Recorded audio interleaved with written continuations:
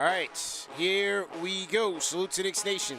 On this Wednesday afternoon, another edition of KFTV's lunchtime live stream. CP the franchise here.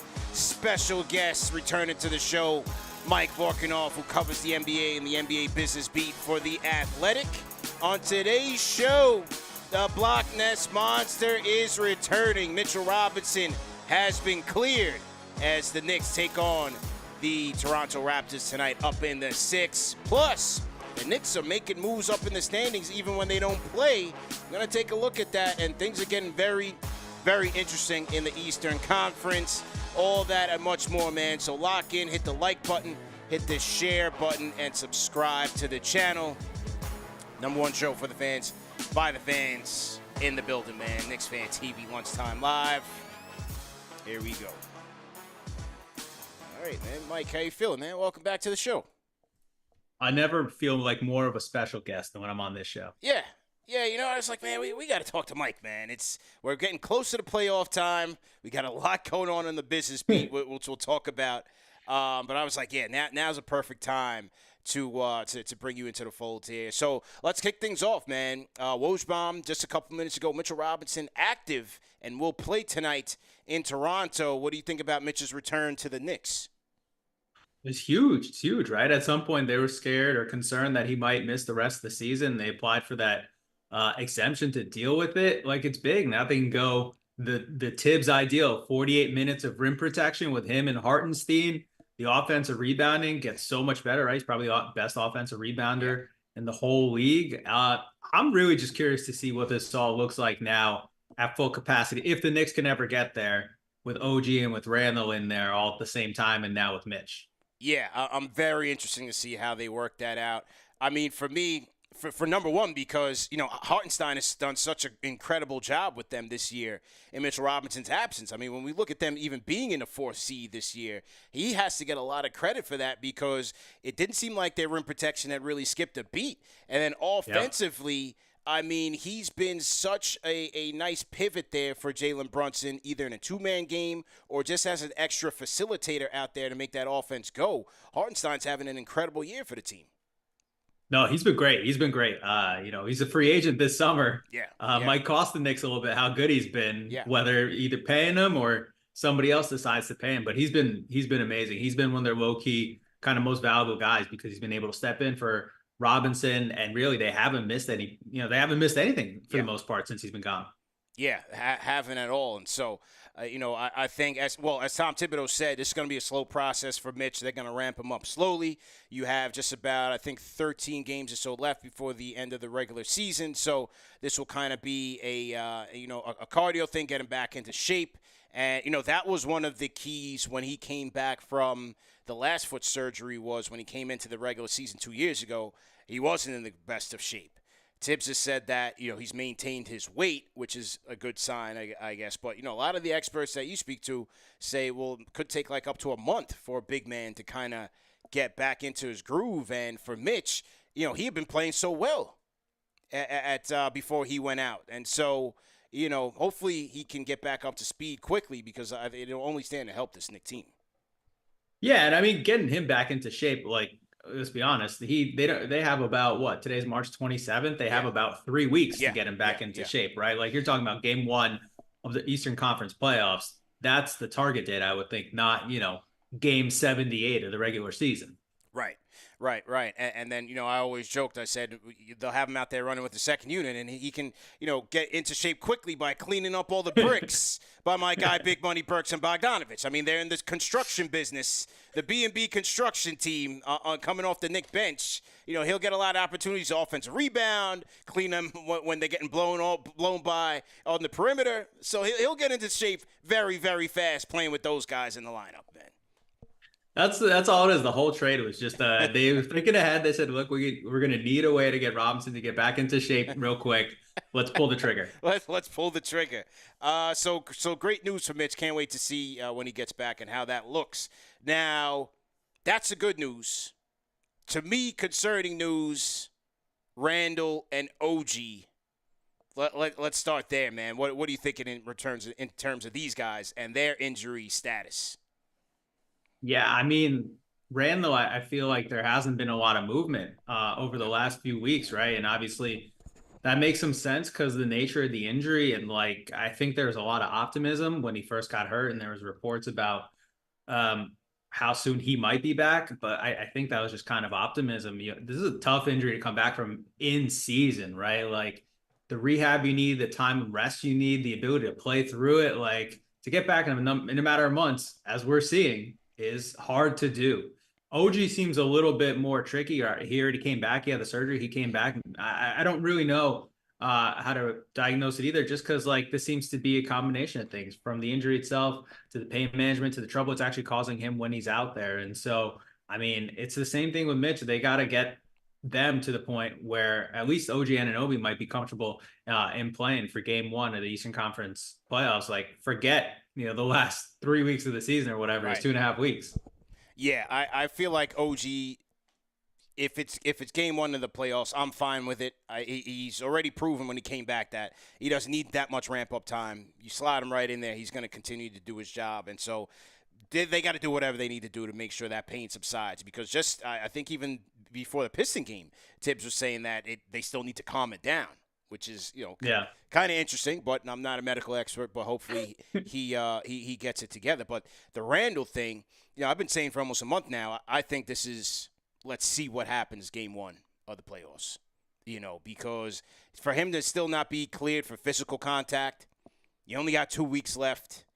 How much time? A lot of people saying he needs to get into a rhythm. He needs to get into a rhythm, but I just don't see where they risk him getting re-injured during Game 78 against the Bulls when they really need him in Game 1 against one of these 5 teams potentially. Yeah, and just because you're cleared for physical contact doesn't mean like you're cleared to play Right, playoff basketball, right? Like, right. physical contact and playing in the NBA playoffs are two different things, right? Like, I don't Yeah, think it's a one-to-one comparison. But yeah, so he's still got a number of hurdles to cross. You got to get cleared. You got to be able to practice. He's not going to need like 3 weeks of practice to be able to get back, but you got to do all these milestones you got to hit. And then the Knicks have to integrate him back into it yeah. too, right? Like they've been playing different. Dante DiVincenzo's had a different role. It's been a while since OG played at kind of peak capacity. Like this is a team that if they ever do get healthy has never actually played together all at once. Yeah. That's where things get dicey. Have you ever, while you were on the beat of covering them, have you ever covered a player who was coming back from a dislocation like this? No, I don't think I have. I heard some of the old timers say that like there used to be a guy, I think there's like a guy on the Magic, somebody told me, played like a whole season with this. What? But that's like a crazy, like the Yeah, stuff was wild back way then. wild, Like way wild. That's probably like Bo the Outlaw or 80s and somebody like that. 90s were a way different time. Yeah. So I don't remember anything like this. And like, I mean, just dislocated shoulders. It's just, there's a lot that goes on there. And like, Yeah. it impacts more than just like the shoulder and the hand itself that you're using that gets hurt. Like there's a, kind of physical chain that's involved in all these injuries. Tricky indeed, man. And as we take a look at the standings, Knicks kind of gained some ground last night. I'm not sure if you saw that Milwaukee Bucks and Lakers game last night, I but did. Bucks had several 15, 20-point leads. They ended up choking it out there. Pause. Double overtime. They lose to the Lakers and Anthony Davis. What do you think about that game last night, first and foremost? I don't know how they lost it. That was an awesome game, but I don't know Yeah. how they lost that game. They Yeah. had a lead in overtime too. Like they should have won that thing. That cost them too. Now they're only 2 games up on the Cavs for the Right. number 2 seed. Like they're getting in close situation. The whole top quarter of the Eastern Conference is very tight. It's tight, man. And the one thing with the Bucks is, well, at least from what we saw last night. Things change from game to game, but at least last night, I saw a similar trend that I see with Giannis that you see oftentimes in these tough situations and in the playoffs, where he either shies away from the ball or they go away from him offensively. Because he just doesn't have that deep of a bag. And also AD was playing good defense. Now they have Dame to counter that. But on the defensive side, when you're going to leave Malik Beasley and Dame out there, they're sitting ducks, man. That's why tough. with Milwaukee, I'm just not sure about their chances when you get into the playoff run. Yeah, I mean they're gonna be hunted relentlessly, right? Like their teams are gonna be trying to get Dame, Again, Malik Beasley in isolation. They've been better for sure, like since Yeah. Doc took over. They had so many troubles defensively, but over the last 2 weeks, Milwaukee's, 16th in defensive net rating. They're actually up to 14th for the season. I think a lot of that has come since Doc took over. But they're gonna have some real questions. I don't know if they'll be able to survive like an onslaught, a guy like Jalen Brunson just continuously hunting them. If Brook Lopez doesn't provide that interior defense, if Giannis Yeah. doesn't become a maximum defender like that, there's a lot of ball handlers and guards that are going to attack the crap out of him, probably with some success. Yeah, absolutely. And so, with that being said, with the Milwaukee loss, the Knicks now move within 2.5 games of the Bucks for the second seed. They still play the Bucks one more time, the 5th time this year in Milwaukee to close out the season, or part of the closing weeks. They're half game back of the Cavs, who are sitting in 3rd. They have a game up on the Magic and 3 games up on the Pacers. What do you think here, man? But in terms of where this Knicks team could finish, and they played one fewer game than the Bucks and the Cavaliers as well. So, I mean, they could definitely get the 3 seed, right? They're only half game back of Cleveland right now. Cleveland's kind of going through it themselves. I think Donovan Mitchell. I think Shams reported Donovan Mitchell's supposed to come back Friday, but it seems like he's going through a number of injuries there as the season's going on. I wouldn't be surprised if the Knicks finish as high as 3rd. I still think maybe getting to number 2 is going to be tough. They're 2.5 games back. You got 10, 11 games left in the season. They're good teams. But I wouldn't be surprised if they finish as high as 3rd. But then again, I wouldn't be surprised if they finish 5th either. Like, the Magic are good. They're a game back. And that's kind of the crapshoot of this season right now. They kind of are in that 3 to 5 tier right there. And how they go and how much they want to play hard, really chase a top seed the rest of the season is going to matter. I mean, a Tibbs team is going to they're playing to win, but you don't know if the front office at some point makes some business decisions about injuries and kind of resting guys and making them as whole as they can be for the playoffs. But there's a big difference between being in that 4 or 5 seed, right, when you're in the Boston bracket range for the second round, and being that 3 seed where you're facing Milwaukee in the second round potentially. Yeah, Orlando's playing good ball, man. They've been one of the hottest teams in the league. I think people kind of forgot about them because they've still kind of been hovering between 4 and 5 in the East, but they won 11 of 15. They're playing some good ball. Yeah. Paolo's continuing to ascend in his second year. Their defense has been stout all year. Number 3 in the league still. So they're very interesting. And, with Cleveland, with the Knicks only being a half game back of Cleveland, I was taking a look at this while I was on Bleacher Report earlier. I think where things could change in terms of standings here, which is very interesting and an interesting time. Cleveland still has to go out west to finish the season. I mean, they've got to finish out the year. They've got to go to Denver on Easter, at Utah, at Phoenix, and then do the LA two-step before coming home against Memphis, Indiana, Charlotte. They still got to go out west. Yeah, that's rough. I think that's where the Knicks catch them for 3rd. Yeah. And the other thing is, as you're looking through first-round matchups too, I would much rather play the Pacers in the first round as a 3-6 matchup than I would play the Cavs or especially the Magic in the first round.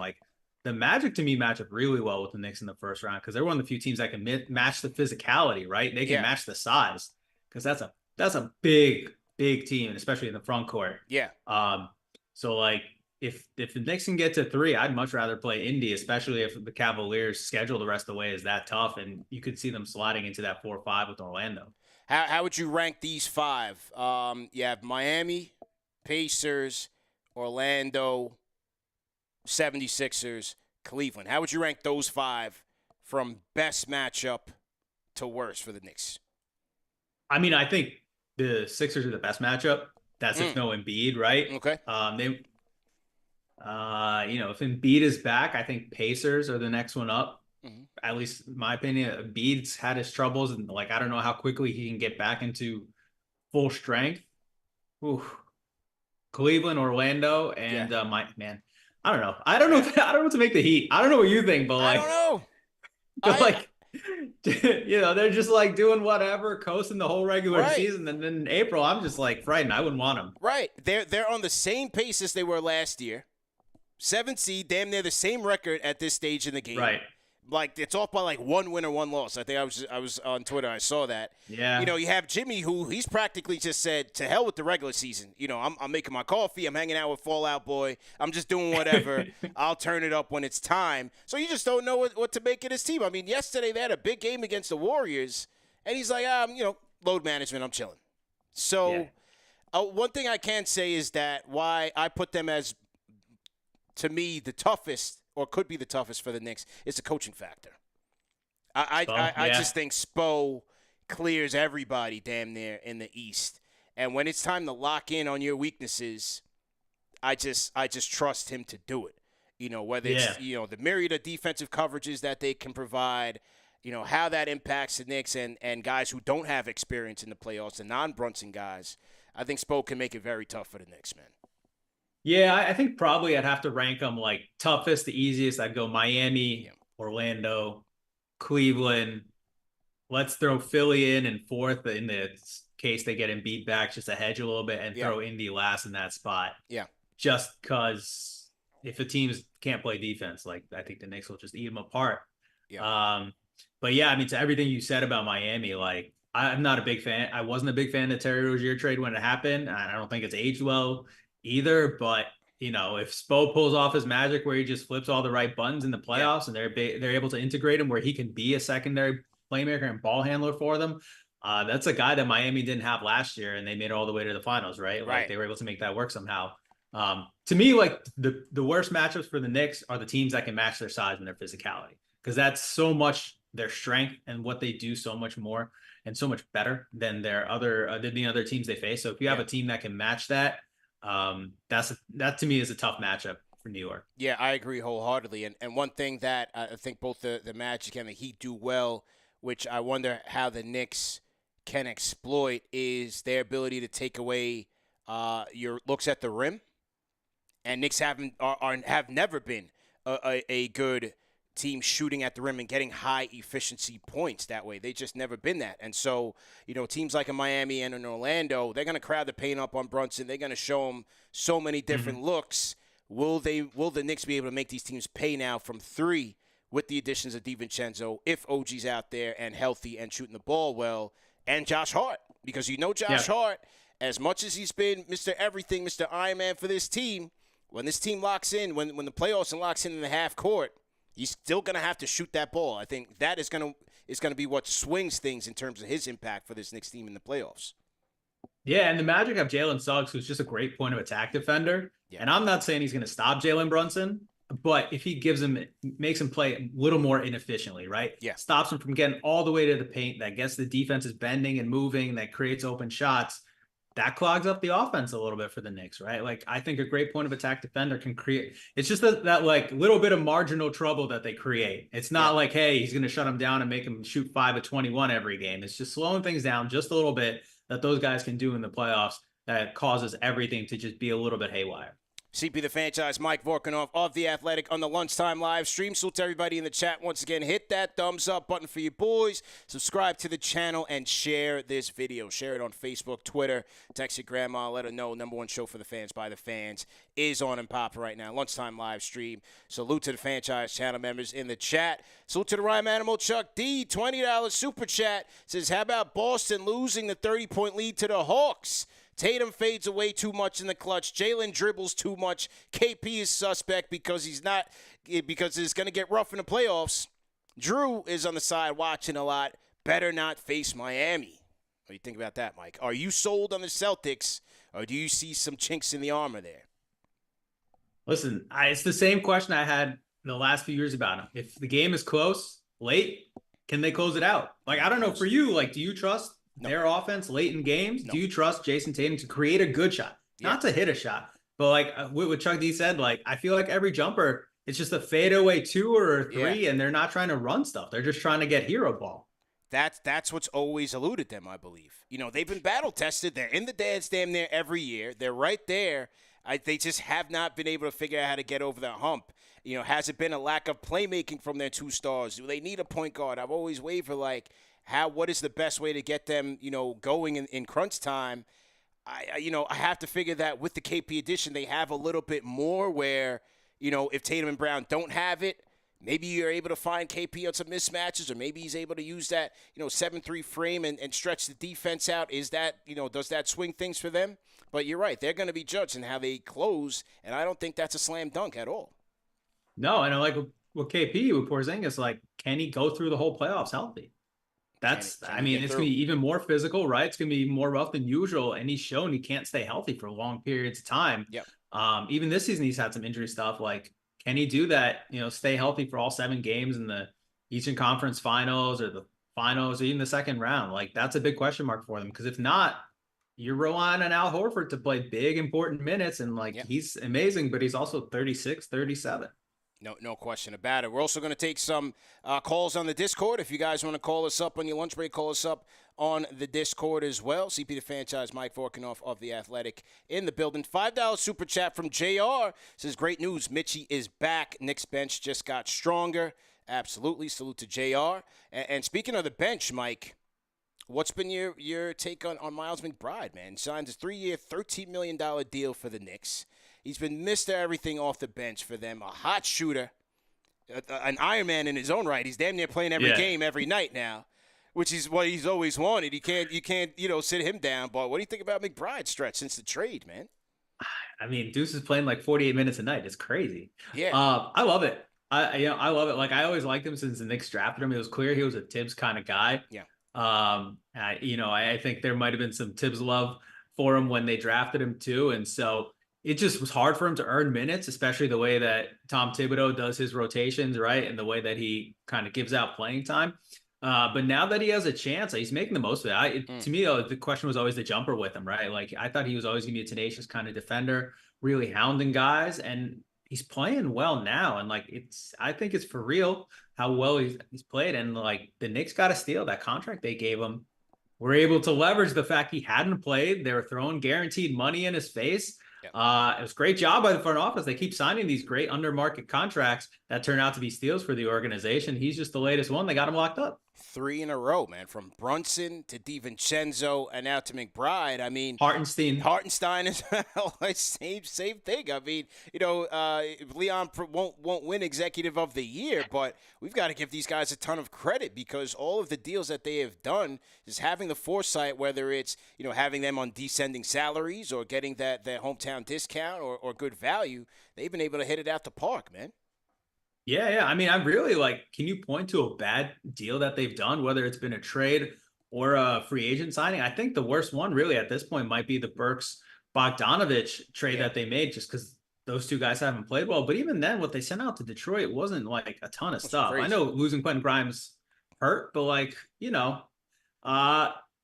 it was a high second rounder. They didn't give up a lot of stuff to get those two guys, and we'll still have to see how they do in the playoffs. But the Knicks, like, if you think about the last 20 years before Leon Rose took over and how many times the Knicks not only lost the big stuff, but they lost the little stuff, they keep winning on the margins. And, like, that's how you're able to build a really good team like this without getting a true out-and-out superstar. It's by winning on the margins repeatedly. And then, you get to sign Jalen Brunson because he's essentially family, and you bring him in for a nice deal and turns into a max player. Yeah. Turning into an opportunity, right? Got to get lucky, but like you said, got to win on the margins, especially now with the way the salary cap is and with the second apron. You've got to hit. You got to find these draft picks that can give you value within their rookie scale deals. Hopefully you get lucky, you get some hometown discounts, and then, your vet minimums. Like, look at what Precious Achiuwa is doing right now. Yeah. Hartenstein, as you said, when you're able to get that back half of your rotation and getting some solid contributions there, I think that's a big win. So great job by the organization all the way around. How about Dante, man? Did you expect DiVincenzo to be lighting up the Nets as he has all year? Turn into mini Steph. No, man. This is crazy. This is crazy. And it's like, but this is, I feel like, a good combination of scouting, right? Because you saw a guy who was changing as a three-point shooter, went to Golden State, changed his shot profile and his accuracy a little bit, and the Knicks decided, hey, let's just ramp it up, and it's really worked out. That's just good player development too, and it's like another great signing for them because they have him for about $11 million a year, right? For the next 3 years after this, right? I bet if he hit free agency this summer, he'd be getting a lot more than that, right? Probably around Josh Hart money, and like the Knicks keep finding guys, Keep and then if you finding need them, to, you man. can turn it around to something better too. Yeah, keep finding them. So I think playoffs will be the next test for him, and we'll see how it goes, man. Dan from New Jersey, Dan on the Discord. Go ahead and unmute your mic if you're on the Discord. Dan going once. I don't know if he's on. He's our resident doctor, Dan. He usually has a lot to say on the injury front, but okay.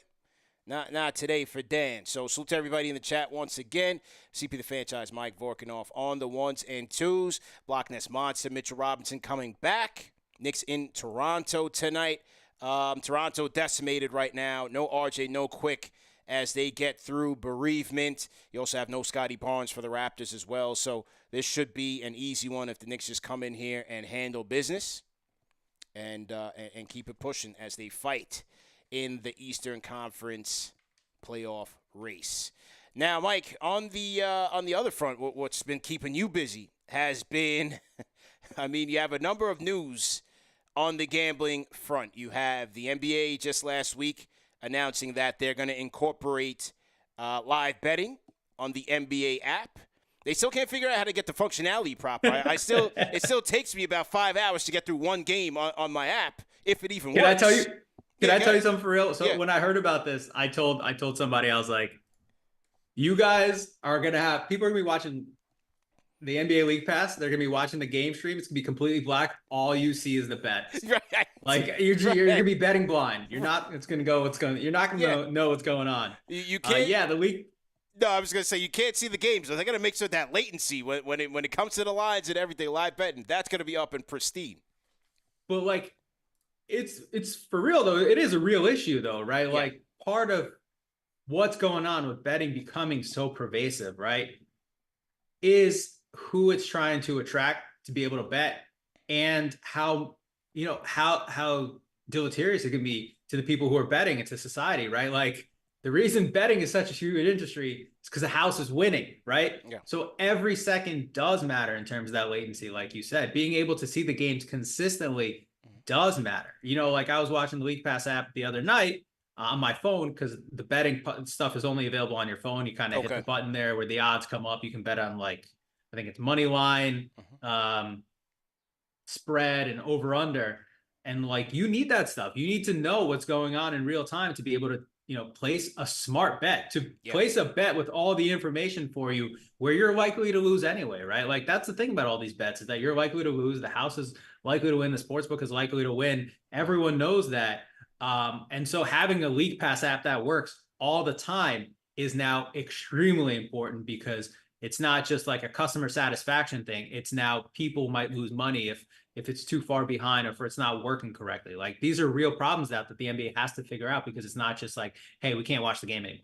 Yeah, no question about it. And so now, as both entities have been pretty much linked at the hip. I mean, this has been going on in European soccer for decades now. I remember as a kid, I used to go see my family over there in London and be watching the games and be able to place a live bet, or you go to the corner store, you place a bet. So that's been there in the European leagues, but now with the NBA, it's fairly new. But now you're seeing in all leagues now where scandals are brewing. Last year at the NFL was Calvin Ridley. Now this year, the Ohtani factor in baseball, and now in basketball, you have Michael Porter Jr.'s brother, who plays for the Toronto Raptors, Jonte Porter, who had been suspended for a game based on improprieties and prop betting around his availability and things of that nature. So just take us down that path and how you've been covering it. Yeah, I mean, it's almost it feels like it's almost inevitable, right? Like as the sports leagues hug legalized sports gambling closer and closer every year. We see more signage, we see more ads, we see more everything telling you to bet. Of course, players are going to bet too, right? Like, and the NFL was hit with it first. They had some weird suspensions that they had where they like dock guys because they placed a bet on like basketball in the team facility and then they suspended him for a bunch of games, which seemed a little fugazi sometimes. But like Calvin Ridley lost a year because he was betting on football, right? He wasn't playing, but he's a member of the Falcons. He was betting on football. That's a real issue because you have information, and it's in all the CBAs for baseball. It's in the NBA's sports betting handbook. Like you cannot give out information to people who might use it for betting. You cannot bet on your own sport. Like these are, black and white rules that you can't be breaking. And so now we have the Jonte Porter thing, which he's away from the team. The league is investigating what happened with him. You had 2 games where there's a lot of money won on his under prop bets, back in January and then about a week ago as well. And so, it was, I think, always the case just from what we've seen in other sports, like in tennis internationally, right? In soccer, that would be kind of the people on the lower end of the totem pole financially, right? That might be susceptible to this because they don't make as much money, because they have kind of a larger financial incentive to get involved. We don't know what happened, but I'm just talking generally about the type of people that get affected by this. And I don't assume that it would stop, right? Like there are a lot of people interested in getting the best betting information to sway the markets if they possibly can. We'll see what happens out of this, but we've seen like a number of things already, whether it was college baseball. We saw Temple games get taken off the betting markets altogether because there was weird line movement that got flagged. And, the funny thing about all this is, right, this is all new to America, right? Like every state is legalizing it, a few states a year, everyone's seeing it for the first time. They're all experiencing sports gambling in their pockets for the first time. In the UK, like you mentioned, it's been around for a while and it's been around for decades now. And they're actually going the other way. They're making it a little bit harder to gamble. Like the EPL passed rules that you can't have gambling companies advertising on the front of your jersey anymore, right? Like it's kind of come to a tipping point where they're trying to limit it a little bit. And there is more heat now. And the US seems to be kind of at the front end of its own kind of gambling cycle. And so we'll see what happens to it in 5 to 10 years and to see if and how quickly the US gets to the point that like the UK has with its sports gambling journey, basically. Optimus 2G in the chat says hashtag free Pete Rose. So on the now on I think he's not getting free. He did some stuff you're not supposed to do. Period. Yeah, Pete's not getting freed. But on the baseball front, what do you make of everything that's surrounding Shohei Ohtani with his interpreter? And he's alleged that he paid off $4.5 million in his interpreter's debts. Now they're saying the interpreter, his biography's all a lie. Like he's got we got like a Danny Almonte situation here where like his whole story's completely off. This seems like a zoo, man. What do you make of it? Well, that's like the wildest thing because it's different than everything else because everyone just needs to figure out what the facts are, right? Like the interpreter said at first that, Ohtani, he told Ohtani he had all these gambling debts. Ohtani said he would cover him. He sent wire transfers worth at least $4.5 million. And then Ohtani's people heard this version of the story. They came back. The interpreter recanted the whole thing. Then they said it was a massive theft. They're like, I don't think we even know what's going on yet. That's the big thing to understand about all this, right? And that's something that federal investigators are looking into the interpreter, looking into the illegal bookie who was running the gambling ring with all this. And so everyone's just trying to figure out the facts. And I'm sure the feds will do their own due diligence here to figure out the facts as well. But it is kind of like another case of gambling and sports getting closer together, right? And you understand skepticism of what the true story might be here. And, just like talking to a number of lawyers to understand what the potential legal potholes and exposure might be here is all the lawyers are saying, hey, something's missing. We need to know what the facts are. It seems like you have 1 or 2 key facts that are still missing from this whole story. Yeah, have to think that ultimately this gets to DC. And, some sort of tightening will happen here. Just as long as it doesn't turn into the fiasco was when they had the steroid guys up on the dais. You remember that? When they brought in Paul Mero? I remember. Paul Mero pointed to the guy. Sosa, I did not do steroid. Oh, my God. That was clown show, man. Good. Let me ask you. Yeah. So, like, the NCAA today, for the first time trying to do stuff, came out and said that they want to take off prop bets for college sports games, for college basketball games. Yeah. I don't know. What do you think of that? Like, do you think that would ever happen in the NBA or baseball or any of these pro sports? In the big leagues, I don't think so. In college, I think, because, you're already having the situation with the NILs is becoming now controversial, where the schools are kind of battling with the teams, and you have those student athletes. Everybody's not getting the $5 million bag that Bronny James is getting to go to USC. Like, guys just aren't getting those deals. And so I think you could have that situation like you had, with the point shaving scandal way back in the day in college basketball, where I think that could happen on the college level. And so I could see that kind of being regulated more, or even banned from the college game, because they still have that student athlete type of frame around these kids. Yeah, and like you mentioned, like the money involved, but also like it's hard to throw a whole game and to fix a whole game. It's probably a little easier to impact your own personal prop bets, right? Right. Probably a little easier to get away with that. I'm not saying you can necessarily, but that's what got everybody caught up in the Jonte Porter stuff. Which is why it seems kind of sketchy, man. And then you look at some of his past tweets. We don't, not without the facts. This is all alleged, but he's got scammer vibes to him, Mike. I'm just gonna say, he reads some of his tweets, and he's one of those people that like are always flashing the amount of money that they made on this and this and that. Those people, 9 times out of 10, they're scammers, man. So I don't know. We got to look into this guy and see what's going on. But yeah, I think it's a very interesting time. Where you have these two forces kind of coming together, and the integrity of the game is going to be questioned. There's no doubt about it. Everybody's not getting a bag, and there are going to be some enticing offers by unscrupulous people, unscrupulous parties. It's going to be very interesting to see how this whole thing plays out, man. Yeah, and everyone's money's at stake, right? Not just the gamblers, but it's the league's money at stake. They make a lot of money off of gambling, a lot of money off their betting partners. They need to make sure if they continue that money, the integrity of the game, everything's legit to make sure that this goes on so they can keep the bag coming too. Absolutely, man. We'll definitely keep us abreast. Do you have something coming out on The Athletic on that front coming out soon, or what's your release schedule like? Yeah, I'm still reporting on the Jonte Porter stuff, reporting on the Ohtani stuff. So if and when, hopefully nobody else gets caught betting, like everyone just take a break. Everyone stop betting for just like a little bit of time. Give us all in the media some time to catch up. Give up betting for Lent, for Easter, whatever you give it up. There it is, man. We'll definitely appreciate the time, and let's circle back around playoff time, man.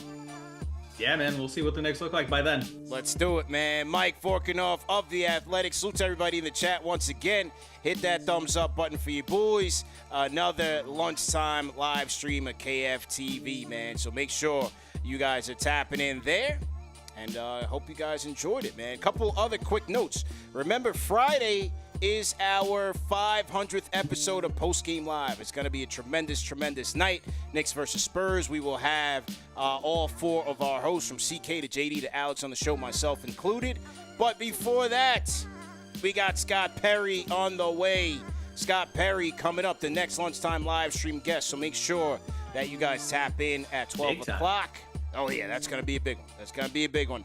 And then also, as part of the festivities, the channel member giveaway. This month, channel member giveaway will be Kings of the Garden, man. The New York Knicks and Their City by Adam Cribbles, as he chronicles the post-Garden of Eden Knicks, the post-70s Knicks, and how they try to maintain that championship edge, and the blunders that they went through to do so, which also coincided with a tough and tumultuous time in New York City, which also gave birth to the birth of hip-hop. So, great book that we're going to give away to one lucky franchise channel member, and we're going to do that on Sunday. So, action-packed week here at KFTV.